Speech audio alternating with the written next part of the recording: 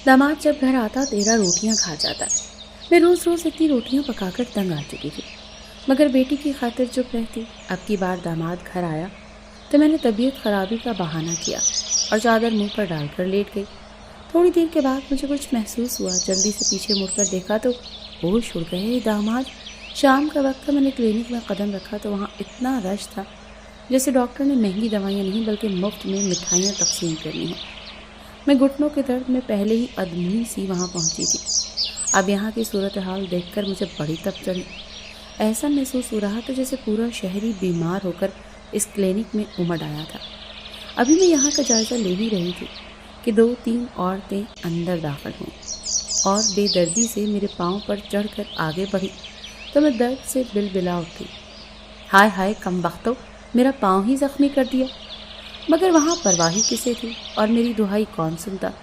सबको अपनी पड़ी थी। मैं समझ गई कि ये घी सीधी उंगलियों से निकलने वाला नहीं। मैंने एक हाथ से ज़रा सा पाँव सहलाया और फिर औरतों को धक्के देती आगे पहुँच गई। अम्मा, आराम से, क्या कर रही हो खाला जी? मेरे पाँव पर तो ना चढ़ो।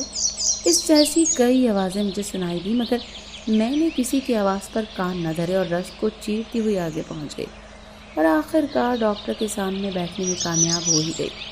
कहो अम्मा, तबीयत तो ठीक है ना?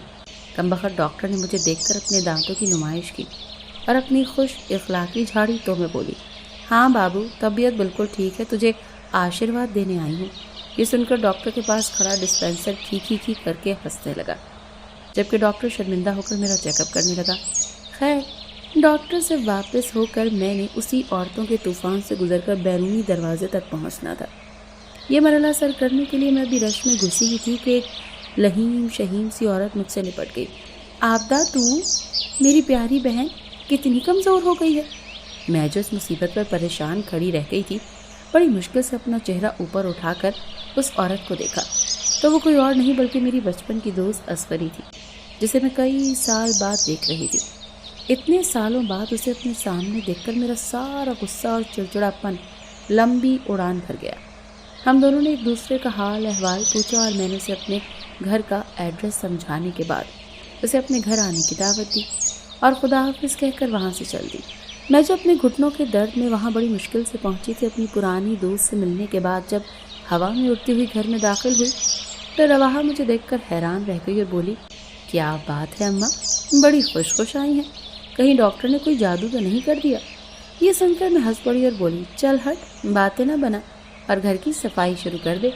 मेरी बचपन की दोस्त मुझसे मिलने आने वाली है। मैंने बेटी को काम से लगाया और उसने एक दिन में ही पूरा घर चमका डाला। अगले दिन शाम के वक्त असगरी अपने बेटे के साथ मेरे घर आ गई। मैं बड़ी खुश हुई और रवाहा को अच्छा सा एहतमाम करने के लिए किचन में भेज दिया। उसका बेटा बड़ा ही खूबसूरत था।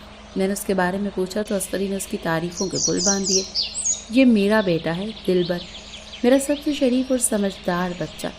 सबकी शादियाँ हो गई, एक बस यही बचा है। दुआ करो मेरी बहन के जल्द अज जल्द मैं इसका फ़र्ज़ भी पूरा कर दूँ। बस किसी नेक बच्ची की तलाश है। तुम बताओ अपनी रवाहा का, उसका रिश्ता हो गया? मैंने शराफत से नज़र झुकाए बैठे दिलबर को पसंदीदगी भरी नज़रों से देखकर कहा, नहीं बहन, आजकल अच्छे रिश्ते मिलते ही कहाँ हैं। जो लोग मिलते हैं वो लालची निकलते हैं। मेरी बात सुनकर असगरी बड़ा खुश हुई और बोली, लो जी, कर लो गल। मेरे दिलबर के होते हुए रिश्ते के लिए परेशान हो रही है। मैं अपनी तरफ से ये रिश्ता पक्का करती हूँ। तुम जितनी चाहे मालूमात करानी हो करा लेना। मेरा दिलबर लाखों में एक है।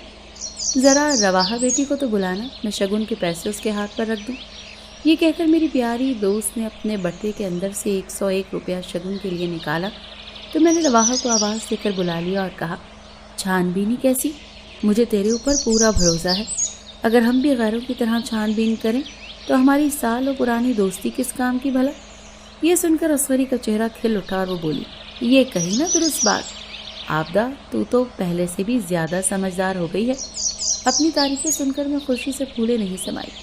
मैंने दिलबर की तरफ देखा जो अब तक सर झुकाए बैठा था। हाय, कितना शरीफ बच्चा है। मैंने एक बार फिर दिल में सोचा और उसकी बलाएं ली। उस दिन असगरी वहाँ से उठी तो हम शादी की तारीख तय कर चुके थे। असगरी ने कह दिया था कि उसके फैसले से किसी को कोई एतराज़ नहीं होगा। मैं भी मुतमईन थी क्योंकि मुझे भी किसी से मशवरा करने की बिल्कुल ज़रूरत नहीं थी। मेरे 2 ही तो बच्चे थे, एक रवाहा और दूसरा बेटा आलमगीर। جو مجھ سے الگ رہتا تھا اور مہینے میں ایک بار صرف خرچہ دینے کے لیے ہی میرے گھر آتا تھا۔ اپنے فیصلے کرنے کے لیے میں خود مختار تھی۔ جلدی ہم نے شادی کی تیاریاں شروع کر دیں اور آخر کار ایک دن رواحہ مجھے چھوڑ کر اپنے سسرال چلی گئی۔ اصغری نے مجھے بڑی گارنٹی دی تھی کہ وہ اس کا بڑا خیال رکھے گی اور اپنی بیٹیوں سے بڑھ کر اسے پیار کرے گی۔ یہ سن کر ہی میں مطمئن تھی کیونکہ مجھے اپنی دوست پر پورا بھروسہ تھا۔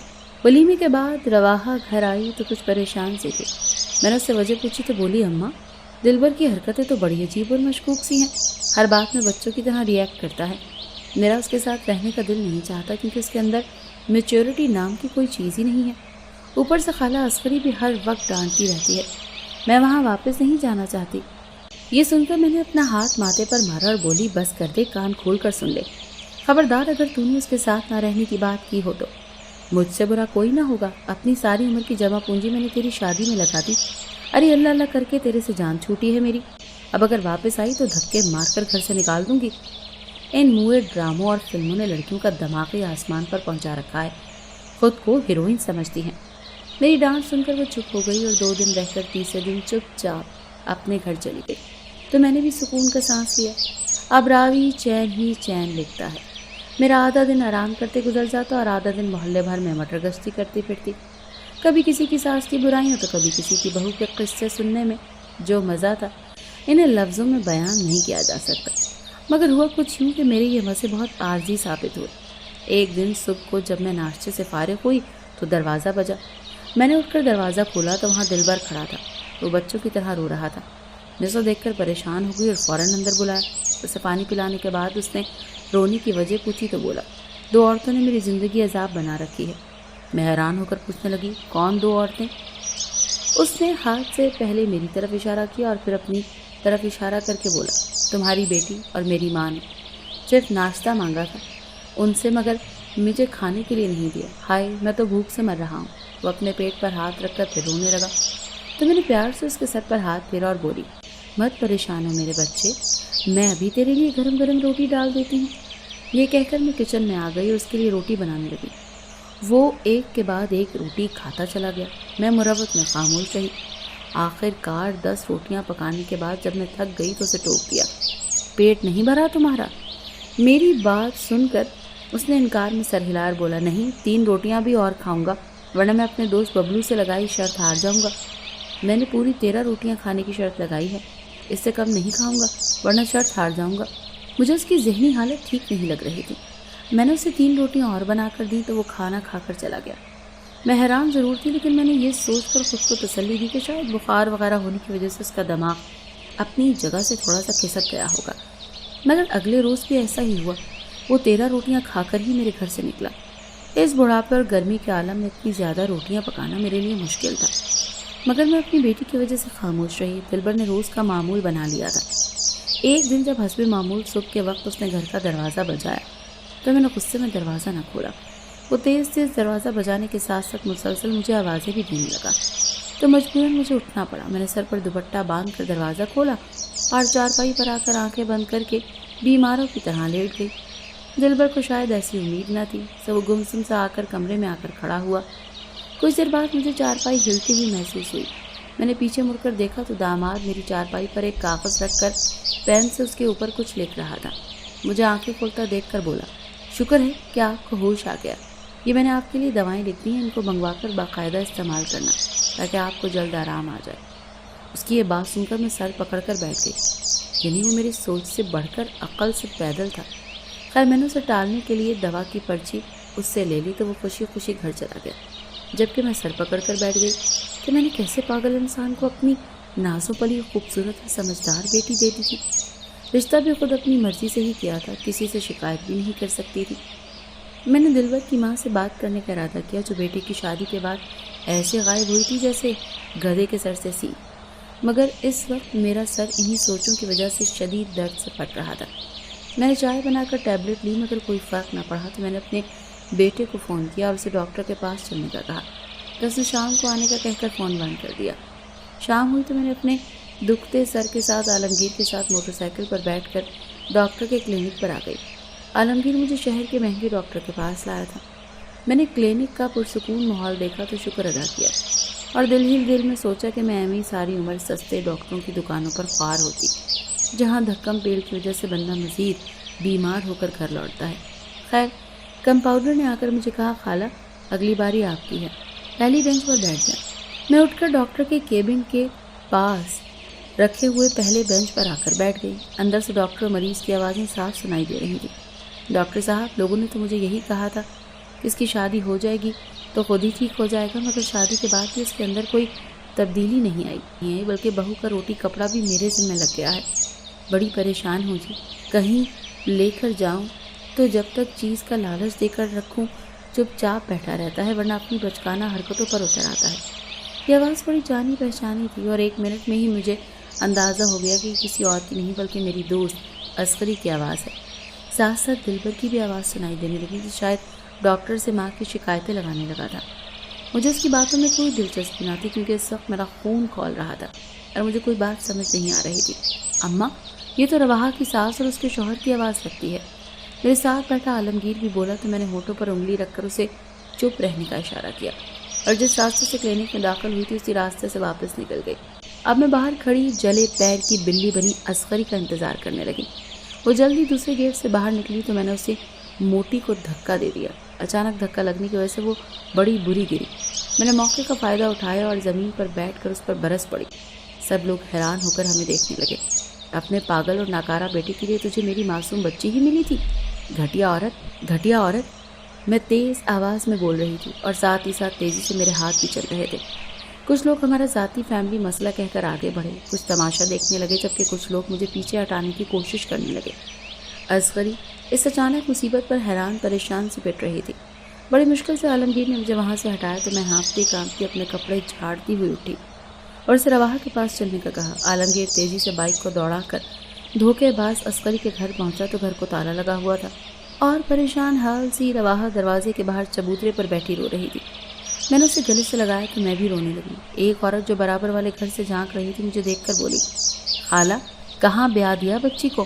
ان کا لڑکا تو پاگل ہے، ساتھ دونوں ماں بیٹا مل کر آپ کی بیٹی کو بھی پاگل کر دیں گے۔ جب بھی کہیں جاتے ہیں اس بیچاری کو گھر سے نکال دیتے ہیں کہ کہیں یہ گھر میں رہ کر سب چیزیں کھا یا چرا نہ لے۔ اتنی بار میں نے کہا ہے کہ بیٹا میرے گھر آ جایا کرو، مگر یہ کہہ کر ہمیشہ انکار کر دیتی ہے کہ آنٹی ساس کی طرف سے اجازت نہیں۔ لو بتاؤ بھلا، نہ کہیں جانے دینا ہے نہ ہی گھر کے اندر رکنے دینا ہے۔ کون پوچھے بھلا، کسی حال میں جینے بھی نہیں دیں گے یا نہیں؟ وہ عورت تو اپنے دل کا کہہ کر گھر کے اندر چلی گئی، جبکہ میں اور عالمگیر رواحہ کو اپنے ساتھ لے کر گھر آ گئے تھے۔ گھر آنے کے بعد رواحہ کو پانی وغیرہ پلانے کے بعد عالمگیر بولا، اگر وہاں ایسے حالات چل رہے تھے تو اماں کو بتا دیں تاکہ ہم لوگ مسئلے کا کوئی حل نکال لیتے۔ یہ سن کر رواحہ نے سر جھکایا اور بولی، بھائی میں نے اماں کو بتانے کی کوشش کی تھی مگر انہوں نے مجھے چپ کرا دیا۔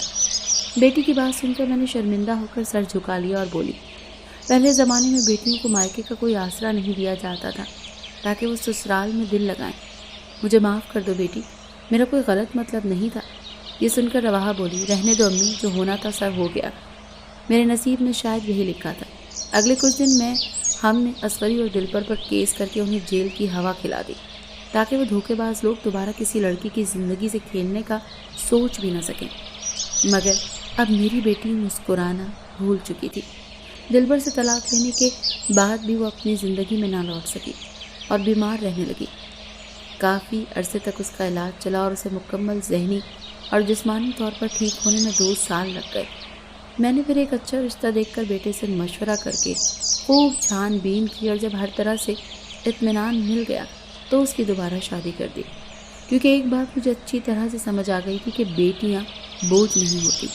کسی بھی تعلق کو بنیاد بنا کر بیٹیوں کے بارے میں اعتبار کرنا بہت بڑی بیوقوفی ہوتی ہے۔ بیٹیاں مسکرانا بھول جائیں تو راتیں آنکھوں میں کٹ جاتی ہیں اور کسی پر سکون نصیب نہیں ہوتا۔